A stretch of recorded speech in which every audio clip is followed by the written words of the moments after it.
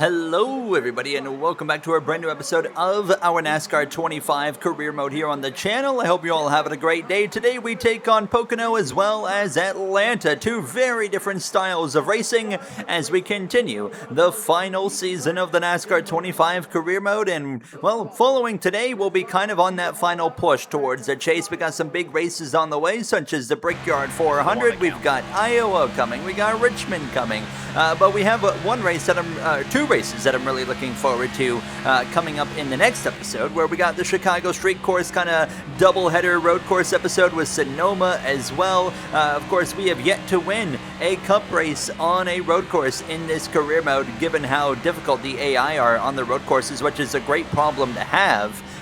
So I'm hopeful, as we continue to kind of get closer and closer, maybe this is finally the time where we're going to go pick up a road course win. But before that, we got to get through to today's episode. We got to get through Pocono and Atlanta, where things started off with a good qualifying effort of 19th position here from Pocono, as William Byron will take the pole position. Now, last episode, one of the problems I was really facing was just a genuine struggle in pace, and I actually figured out why that was. I accidentally had my stability assist turned on to 25, which made a lot of sense. So I'm an idiot. I have gotten that back off. I always turn that on for when we do Superspeedway races on stream, because it makes the racing way better, and then I always forget to turn it off. And that was exactly what happened in this scenario. Fortunately, we've got it turned off here, although it won't matter for one of the races today with Atlanta, but it will help quite a bit here from Pocono. So we're ready to go racing then in the yellow Robin Hood colors, number 15, as we get ready to go racing now. And it's going to be green flag racing, and we are underway here from the Great American Getaway 400. Only 7 laps in stage 1. A very short first and opening stage here from Pocono. No pit stops are going to be necessary. And then stage 2 and stage 3, that's where things are going to start to open up here. But overall, feeling pretty confident in Pocono, because if you guys remember, this was the site we got our first NASCAR Cup Series victory all the way back last season in a thrilling race against the number 77 of Carson Hosevars. We were both fighting in the late laps there on fuel mileage as well, playing a role. It was crazy. We had to do a lot of fuel saving. Hopefully today we won't find ourselves in that position, but only time will tell. Now is, can we go back to victory lane though here this week in Atlanta or Pocono? And of course we're at 3 wins currently on the season, and we've had 3 races consecutive back to back that really have not gone in our favor, and that has really cost us some points. We are no longer the point leader as Kyle Larson continues in what has been a super consistent season, although he hasn't really had the wins to back it up. He did finally pick up his first win last episode in Michigan. Now as we follow through here through some traffic in turn 1, but immediately feeling very, very confident in terms of what this car is going to be capable of here today, because we've already gained a few positions and we're continuing to go forward with the help of the 43 of Eric Jones. Of course, today, as I'm recording this video is going to go out on Saturday, but I'm recording this on Friday. But we just had the latest NASCAR 26 Dev Diary come out, and they went into a bit more detail on dynamic tracks, the new tire model, and they went into a whole lot of detail, and it was a very welcoming episode of that Dev Diary. Very excited to see what the racing is going to look like in NASCAR 26 career mode. And I think the NASCAR 26 career mode, although it doesn't appear to be in NASCAR 26 getting a lot more additional features, unfortunately, it does look like the racing itself is going to be way more entertaining, because not only do we have dynamic tracks coming, where not only the player but the AI as well will be kind of adapting to those, but we're also going to have the whole concept of the AI variant slider, and that in itself is going to make the races way more fun, and I'm super excited for that as well, because we'll actually, instead of having like 3 guys dominate a season by winning like 20 of the 36 races, we'll actually have some variants that looks hopefully more rivaling towards NASCAR Heat 4 / NASCAR Heat 5's AI, and as well you include that with the DNFs. I really think we're going to be in a really good spot in NASCAR 26 in terms of my personal enjoyment, and I hope you guys are going to have fun as well, but it's already kind of changed changing my plans for the career mode a little bit, because I'd already planned on kind of slowing things down. But if things are a lot more enjoyable with the AI racing and the dynamic tracks, I could just see myself, you know, if everything works as intended, I feel like I'm going to have so much fun in NASCAR 26. I know a lot of people are really, you know, for whatever reason, upset that we're not getting like a massive overhaul of a game already in the just second year, which is so unrealistic. But for me, I enjoy things a lot more when you don't have people in your ear telling you why you should not be happy with the game that's coming out, and I am excited for NASCAR 26. Focus back in, though, on our race right here.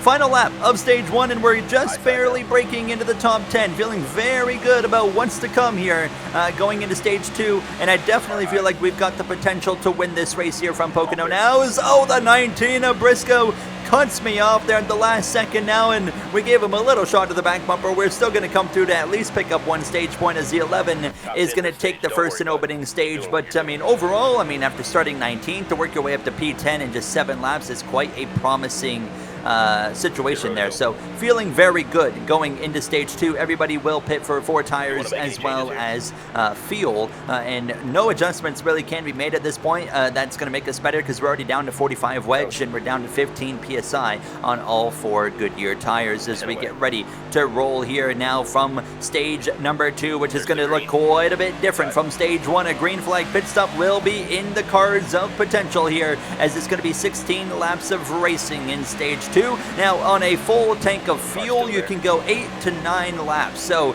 you're very close on the fuel mileage when it comes to, you know, if we do go all the way green and green flag pit stops, it's really going to spice things up, because maybe necessarily not in stage 2, but stage 3, you might see guys pit a little bit earlier, and then they might actually not be able to make it to the end of the stage or to the final stage, and we saw that happen last season in Pocono. So you have to wonder if that is going to be something again that happens here this time around now, as we're rolling up to the back of the 45 of Tyler Reddick now, as we'll head down into turn number 3, or whatever you want to call it when it comes to Pocono. And I'm going to split right through the middle and get to the outside of Keselowski and be alongside his teammate here up the number 17 of Chris Buescher, and then we would get a lap later an opportunity to get to the inside of the 17 Fastenal Ford Mustang, and we'll clear him and move up into P7 and briefly look to the inside of the 6, but wouldn't really be able to make anything out of that now, as big help would be coming though from the 45 of Tyler Reddick. If you don't have help here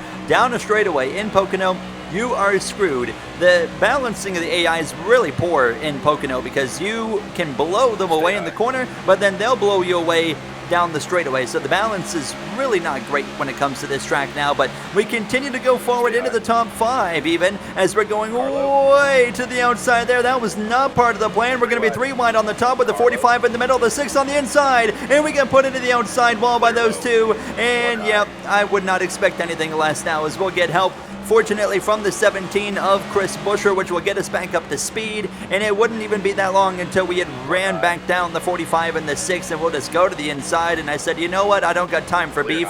Let's just go forward, because I feel like we've got a car capable of winning this race, so it really would just be pointless to get ourselves involved in any dramas. Let's just go forward here and try to pull something off. And now, as we're going to pass the 6 car for the 6th position, we'll get up here behind the 23, and look at the run we get through the center of the corner. But then we'll pull even with Bubba, but he's going to have the straight line advantage that he'll literally clear me and then some by turn number 1.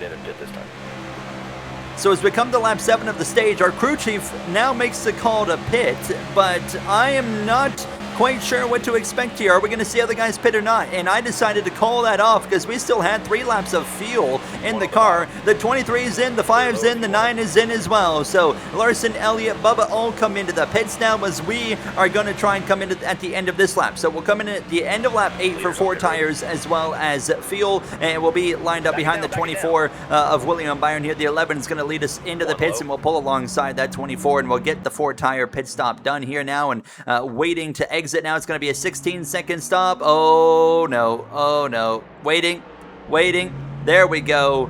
I cannot wait to hope that, hopefully, please let that be fixed in NASCAR 26. That is so annoying, and that right there probably just ruined our chance of stage points. We were running top 5. We're probably not even going to be in the top 10 by the end of this stage. And less than 10 to go. not a lot of time left, and we got to go hard now and try to make up whatever we can to set ourselves up for stage 3. But I just learned something right there. This Kyle Larson actually takes the lead here in stage 2.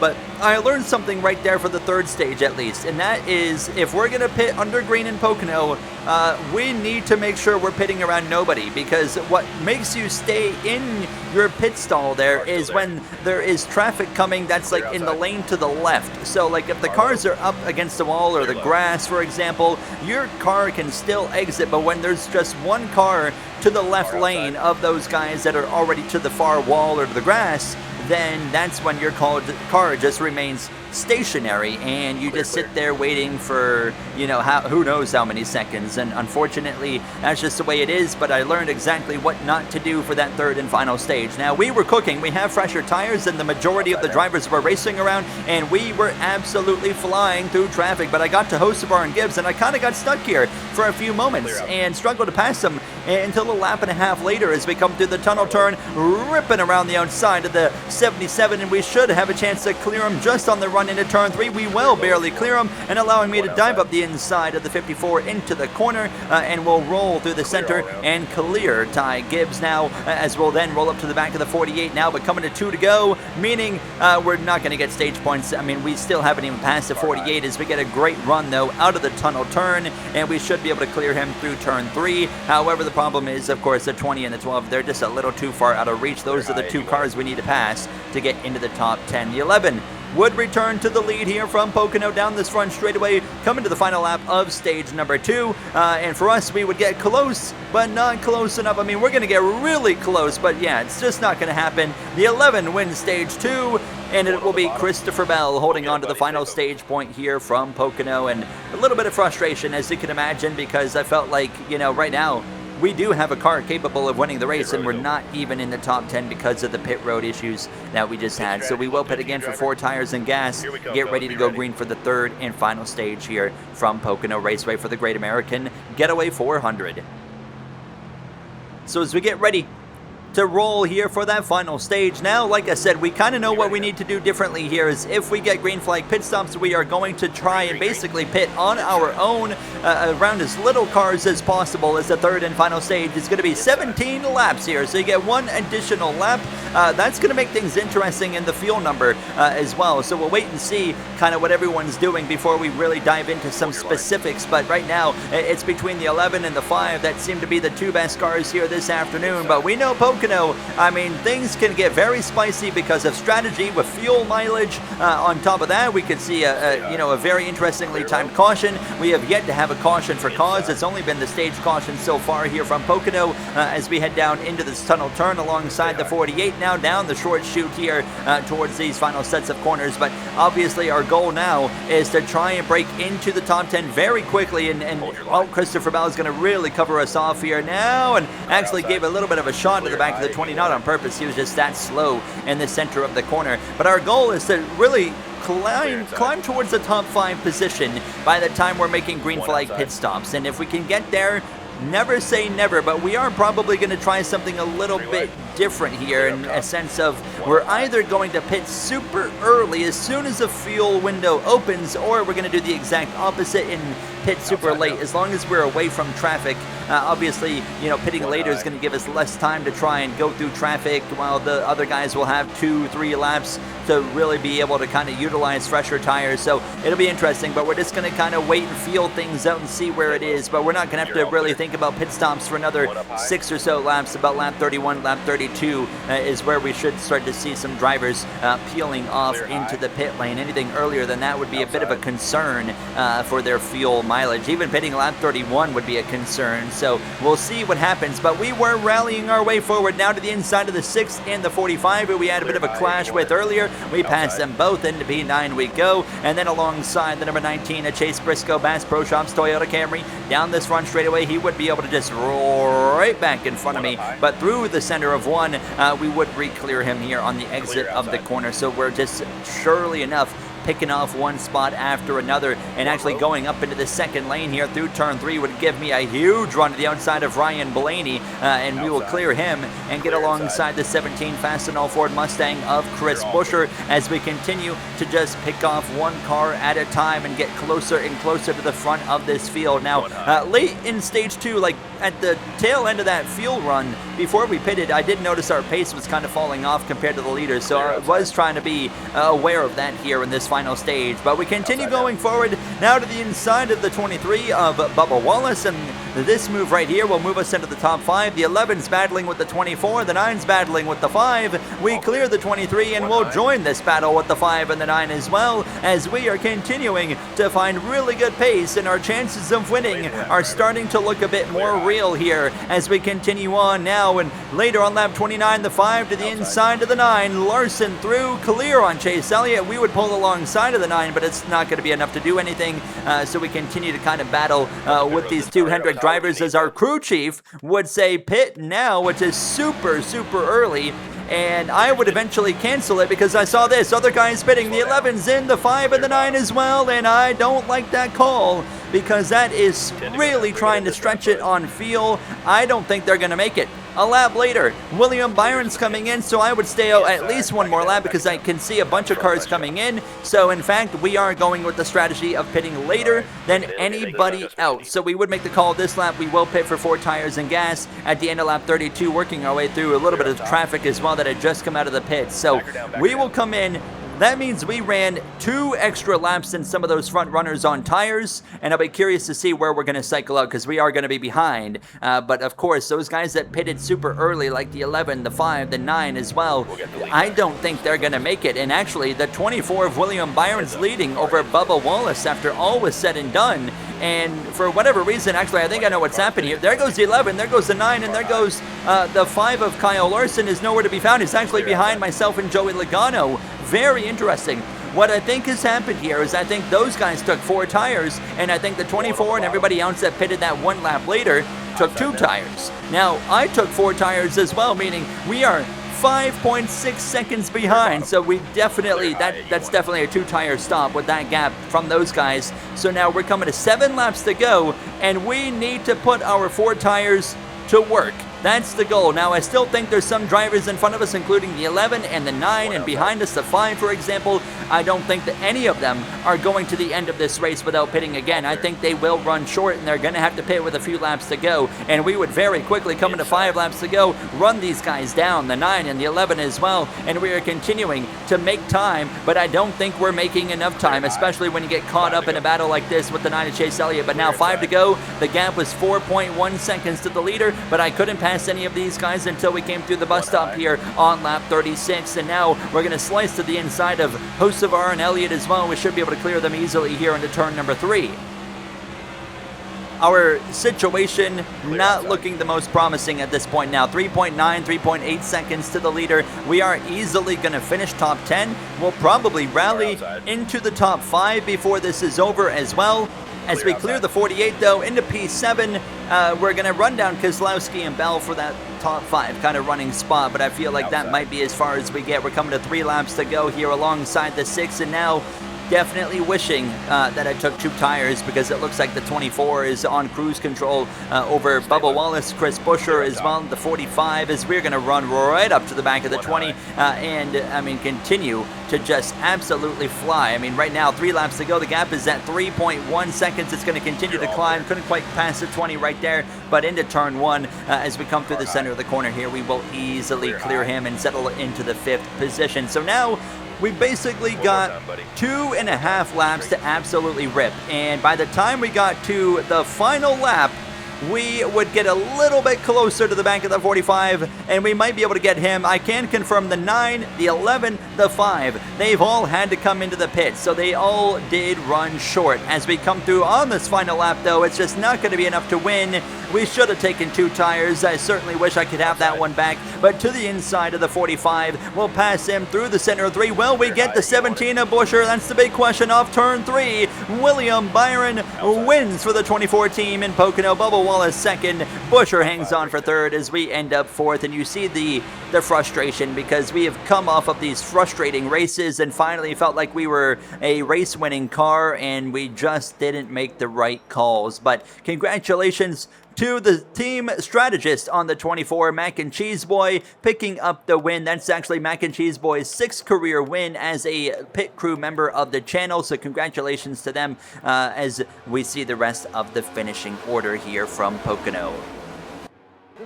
We'll take a look at the points at the conclusion of this episode because we still have another race to do here, and that's Atlanta. Now, I'm feeling really good about this race specifically because it's a super speedway. Therefore, if you get to the lead, the race is basically over. You should be able to hold on to the win. So we are going to bring back the rule that I used earlier in the season, however, from Talladega. And that was a rule of basically I am not allowed to go up to the very top line to go forward because it's like a cheat code. That's how easy it is to go to the lead on that top line at any super speedway. So we are going to ban ourselves from running that high, and therefore we're only allowed to use either the bottom line or the middle line, but we can't use the top line. So as we kick things off here from Atlanta, also to make things a little bit more difficult, at least for the first kind of probably half of this race, is we are starting from the back. We've got 15 laps here in stage 1, and another thing, I've talked about this many times, but really hope to see super speedway racing improved for NASCAR 26 in terms of just the fact that the AI are just way too easy to beat. And, you know, how do you fix that? I don't really know, to be honest with you. I mean, it's definitely going to be possible, but I'll leave that up to the developers to hopefully find a way, because it definitely needs to be more difficult in NASCAR 26, because, you know, you get to a point where, you know, you can easily win on a level 1 car, but I mean, at this point now, when you've maxed out your car, it doesn't take any kind of effort to win races at super speedways now. Now I say that, I mean, let's be real. I mean, we have still, you know, lost many super speedway races in this career mode, so it's not like I'm perfect when it comes to the super speedway races. I've certainly had some races that just did not go my way.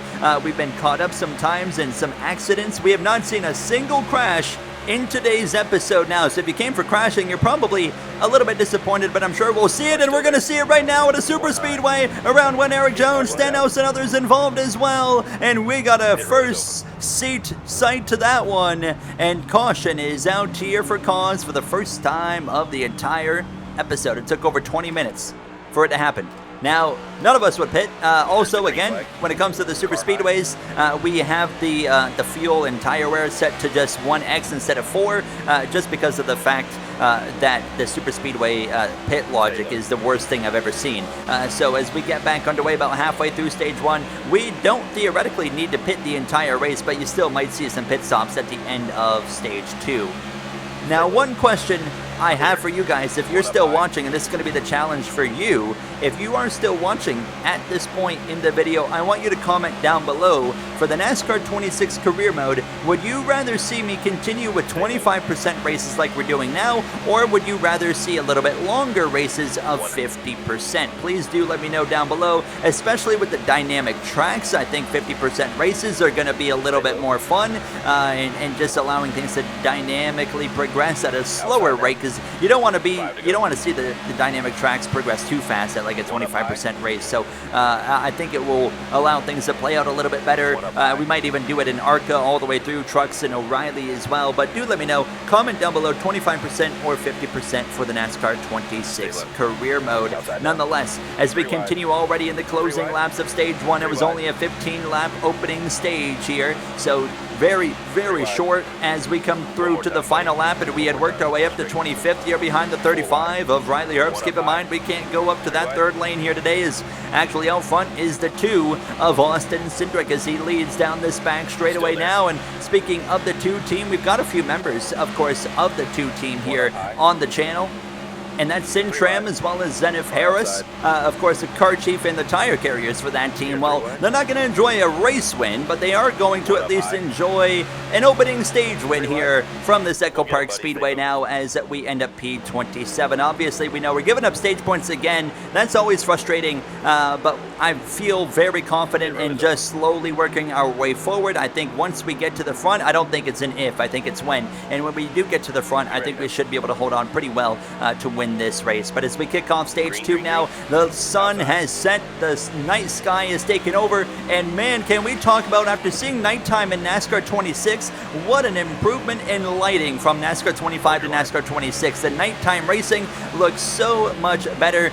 One of the things I really did not like about NASCAR 25 was the nighttime lighting. This doesn't really look that great. In NASCAR 26, oh my goodness, from the video we saw today with the Dev Diary, it just looks incredible. So I'm so excited, for some nighttime racing. Now, one thing I would like to see, since they have confirmed that we're not going to get proper day to night transitions, I would like to see the between stages, the day to night transitions between stages look a little bit more natural, not from slightly sunset to completely dark like we just saw here in Atlanta. You see it as well in the Coca-Cola 600, where it looks like it's not even sunset yet, it's like late afternoon, and then you go into stage 2 and it's suddenly dark.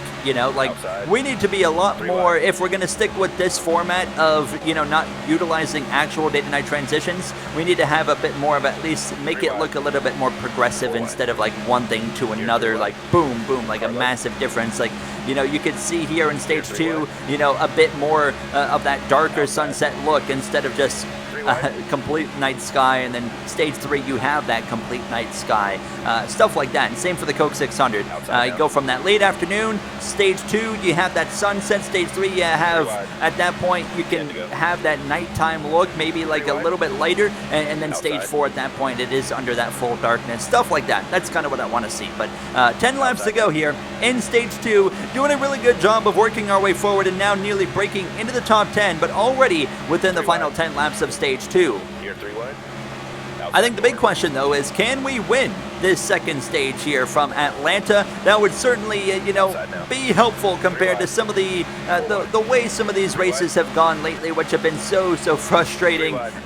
Going into last episode, and ever since the Coke 600, ever since we're calling me Kyle Larson, because ever since we did the double, things have really not gone our way. Now, Kyle Larson has not won a NASCAR race in real life since he had that bit of a double disaster. But here we are, at least looking to get back to victory lane here for the 4th time this season here from Atlanta, and we have now crept into the top 10 here now on lap 20 of 25, and giving the 24 of William Byron a nice shot forward here. And as we continue into these closing laps, how about Ross Chastain up there in the mix as well for Trackhouse Racing? We might not win this stage, but we're going to be in the conversation, and I know we're setting ourselves up very well as they're crashing behind us now, the 71 and the 19, many others involved. Cautions out, will end up P7 in stage 2 as the yellow ends the stage. William Byron, your Pocono winner, also credited with the stage 2 win, picking up 10 points here, as everyone will stay out and will get ready to go back racing for the 3rd and final stage here from this Atlanta Motor Speedway. Not exactly how I imagined stage 2 coming to an end, but as we get back underway, now we at least have a very straightforward assignment. We don't have to worry about pit stops. We got 25 laps to go. The goal is simple. Go forward, take the lead of this race, and then control, because once you get control of this race, you're going to be in great shape. Now, we have been able to get all the way forward without utilizing that 3rd top lane. And now, if we did run that 3rd line, we would have been leading probably, by the end of stage 1, we could have been leading, honestly, if things had kind of worked out great. Probably wouldn't have, but, at some point in stage 2, we definitely would have gotten ourselves up front. So I do like the challenge that just forcing yourself to not run the outside does bring. So at least, hopefully in NASCAR 26, like we already talked about, hopefully the, super speedway racing is a lot more difficult, to where, all the lanes kind of have their moments of coming and going and have waves of momentum, and therefore one line is not more dominant than the other. That is the goal going into NASCAR 26. But as we continue going forward here now, we're 2nd in line on the inside. I already know at this point, right now, things are really looking good for our potential of going forward. And now to the inside, we're going to be 3 wide for the lead here through 3 and off turn 4 down the front straightaway as we continue on closing in towards these final 20 laps of racing, as we'll continue side by side with Ross Chastain. And into turn 1, we will just about clear everybody there as Chastain falls back, and there we go, into the lead here from Atlanta. And as soon as we get to the lead of this race, like I said, I feel like it's going to be pretty hard to dethrone us out of the lead of this race now, but there's going to be moments like this where there's going to be drivers on different lines, the middle line, the third top line as well. They're going to get some runs here and there, but as long as we just commit to the bottom, I think we're going to be in fantastic shape. Now, as you're going to see moments of Kyle Larson as well getting out in front, but as we continue now to lap 52, at this point, we had really taken control, just managing this bottom line and making it really difficult for anybody to get an opportunity to maybe catch me off guard, get to the inside. I have no problem if they want to go to the top, because I just don't see that being the viable option to at least beat me at the end of this race. So as we continue into these closing laps now, 10 laps to go at this point. Now Kyle Larson had actually moved up to that second line off turn 4, but he's really not able to go anywhere. We got the 48 just behind us as well. We got a few, uncharacteristic names up front as well. Elio Castroneves, Zane Smith, Todd Gilliland as well up here. So you can't rule out an underdog winner if they were to find a way to get in front of me, but I still feel like we're in pretty dang good shape here now as we continue just covering these lines. But I was making sure to not cover that third line, because that's, again, a rule. We can't go up to that third line. So I was only blocking, the first line on the bottom and then that kind of second middle line here now as we come to 5 laps to go here from Atlanta. Into turn 1 we go. Elio Castroneves, a multi-time Indy 500 champion, was up in the mix, but he would start to drop back. 2 laps to go. Kyle Busch had moved up into second position down this back straightaway. Busch jumps up to the second line. 1 lap to go. He's still tucked in behind us at this point now as he jumps up to the second line again. Jumps back down. It's going to be me or it's going to be Kyle Busch now, and my plan is to just simply cover him off as we head down this back straightaway as we continue on. Half a lap to go from Atlanta. Busch jumps up to the third lane. We can't cover that. Here he comes back down to the inside now. Honestly, I would be fine with Kyle Busch winning, of course, but it looks like off turn 4, we're going to do it. Down the front straightaway, we are going to come through to get back to victory lane here from Atlanta. Let's go. Win number 4 on the season. 5 if you include the All-Star race. Let's go. We get to celebrate victory with the members, of course, of our spotter of Glenn Lawrence, tire changer Sean Sinclair, Jackman of Trey K, and Thomas as well, our tire carrier on the 15 team. How about Zane Smith in the top 5, John Hunter Nemechek, Cole Custer, McDowell, Riley Herbst, all in the top 10 as well.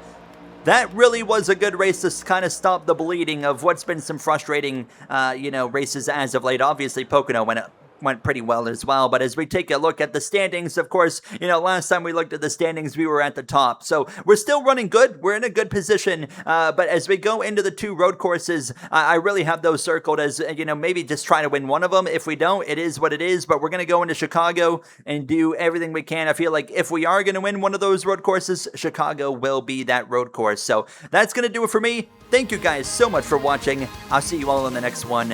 Have a great day.